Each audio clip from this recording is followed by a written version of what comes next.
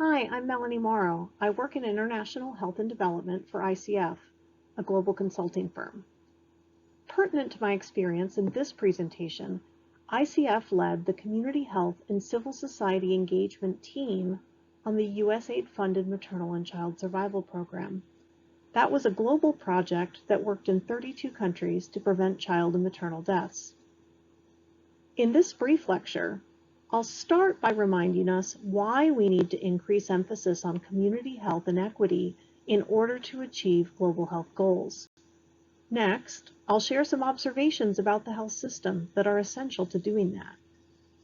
And then I'll share a framework intended to help decision makers better see, plan for, and resource community health as part of national health systems that are truly people-centered. Why focus on integration of communities and systems for health? Let's start by taking a moment to picture the women, children, and families whose lives are affected. They live in communities, many at the so-called last mile from health services that may be geographically, culturally, or financially inaccessible. They are the motivation to achieve primary health care for all, the reason to invest in functional, resilient, community-inclusive systems for health. Nonetheless, for those looking for data, we have that too. It's been projected that strengthening and scaling up community and primary healthcare platforms could avert over 3/4 of preventable maternal, newborn, and child deaths and stillbirths, with by far the largest share at community level. In other words, we won't reach global goals to prevent child and maternal deaths without addressing community health and the needs of vulnerable populations. In case we needed any more encouragement to care about the community level, investment in community health workers in sub-Saharan Africa can result in an economic return on investment of up to 10 to 1. This is due to increased productivity from a healthier population, reduced risk of epidemics, and the economic impact of increased employment. The justification is clear, and yet communities often remain the invisible level of the health system. In terms of community health as a means to improve health equity, a 2012 Lancet review of strategies to improve health coverage and narrow the equity gap in child survival, health, and nutrition found pro-poor effects associated with strategies that included expanding the use of CHWs, task shifting, decreasing financial and geographic barriers, and increased use of the private sector.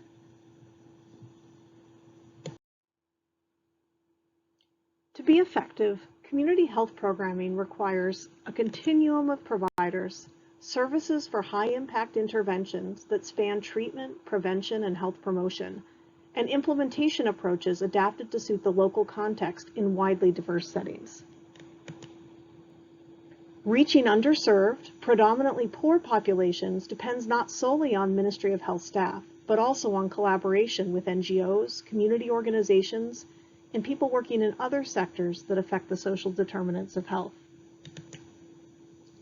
Central to effective programming is the importance of reflection and learning, both from data and from listening to those most affected. When most people think of community health, they think of community health workers delivering services and mobilizing the community to improve care seeking. And it does involve that, but CHWs don't work in isolation. I'd like to delve a bit deeper now into the space in which the traditional concept of the health system and even professional CHW cadres interface with and leverage the community and other partners to cultivate good health. More specifically, I'll look at the need for community organization and societal partnerships, which I'll illustrate with some examples from Ethiopia and Nepal. Community organization takes many forms. One example is an existing community structure in Ethiopia called the Kabele Command Post. Kabeles are the lowest level administrative unit in Ethiopia. Colleagues of mine from both the Maternal and Child Survival Program and from Saving Newborn Lives worked with the Federal Ministry of Health to strengthen Kabele command posts. They did so by expanding command post membership from the Kabele manager, a political appointee, a school director, and a health extension worker, to also include elders, women in leadership from the Women's Development Army, faith-based leaders, and family members of people personally affected by maternal or newborn death. The strengthened command posts were taught to identify problems affecting mothers and newborns and to develop and carry out community action plans. They leveraged their influence to provide support to emergency transport systems, early pregnancy reporting, and family-friendly maternal health services, among other contributions to the health system. An evaluation of the demand creation strategy used showed that new members of the Cabelli Command Posts were supported by district leadership and were seen as key to sustainability of demand creation activities. This is just one example of community organizing, and one that happens to be multi-sectoral in nature. Community organizations exist in many forms. They can include women's groups, care groups, volunteer associations, faith-based groups, village health and development committees, and the list goes on.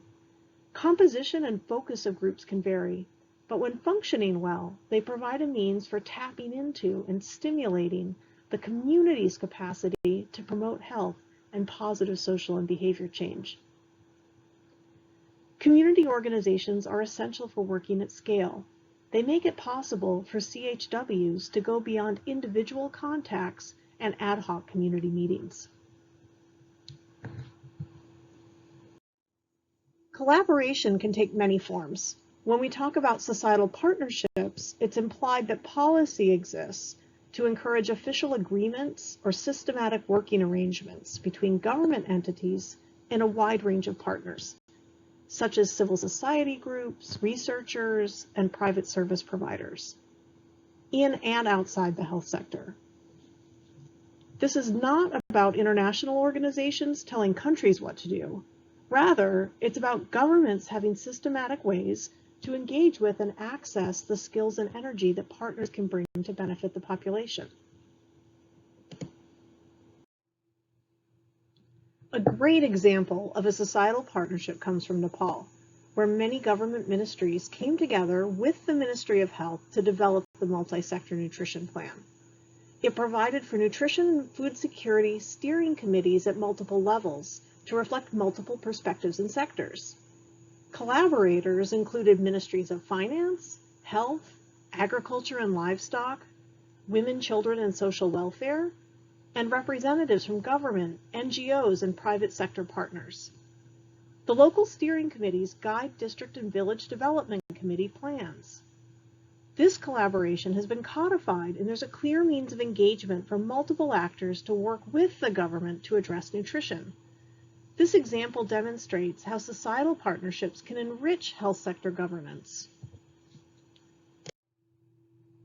The examples we've looked at illustrate, with contextual variation, how the health system can leverage communities and work in partnership across sectors and with non-government actors to improve reproductive, maternal, newborn, and child health.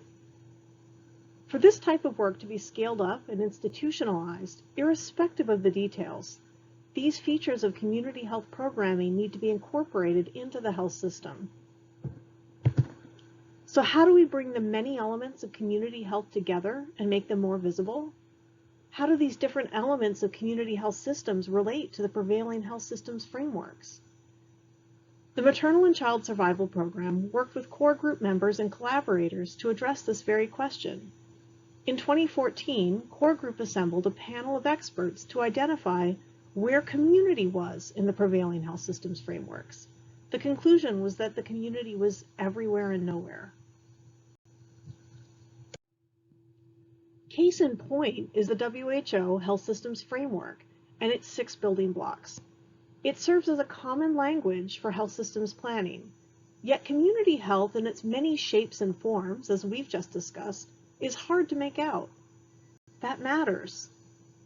The framework that I'd like to walk us through now is one that the Maternal and Child Survival Program and core group members worked on that goes beyond the building blocks to better integrate community health within national health systems. The intended goal of the framework as stated across the top, is healthy people and communities. Our framework starts with the essential determinants of the production of health. The household production of health is at the heart of things. This is where families are caring for their own. They are affected by social determinants like education, gender, and social caste to the right, and by access to quality services to the left. Service delivery is, of course, dependent on a health workforce, including those who are community-based, like trained CHWs. Here we've taken the original building blocks in pink and defined an expanded community component in blue. Moving once again to the right, the framework places strategies for organizing and mobilizing social resources and communities in the context of systems for health, that is, community organization, and societal partnerships defined by formal agreements with civil society, researchers, and private providers to complement the role of the public health sector at all levels, as we've discussed. The bottom of the framework retains several blocks from the original, pertaining to products, vaccines and technology, financing, and leadership and governance, with only modest revisions to how they are defined to incorporate community health. And the framework situates health information as one ingredient of a larger building block dedicated to information, learning, and accountability. Accountability mechanisms being an important application of health data at multiple levels. By necessity, frameworks reduce real-world complexity into simplified components and relationships. We've not attempted to map all possible factors and interactions. Gender norms, for example, are not only a social determinant of health, they have implications for access to services, health workforce, governance, and so on. In unpacking each component of the framework, additional lenses of interest can be brought to bear. Also, although the diagram itself is flat, it could be applied to the macro, meso, or micro level according to one's interest. Despite these and other limitations to how content is represented, our primary goal with this framework is to achieve a better fit for community health within national health systems and global guidance. And in doing so, we aim to make explicit the often neglected investment needs for community health.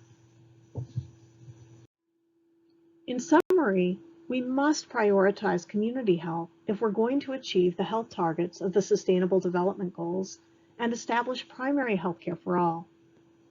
By reframing how community health is situated in the health system, we hope that health decision makers will be able to see beyond the traditional building blocks to better plan for and resource community health as part of resilient national health systems that are truly people-centered.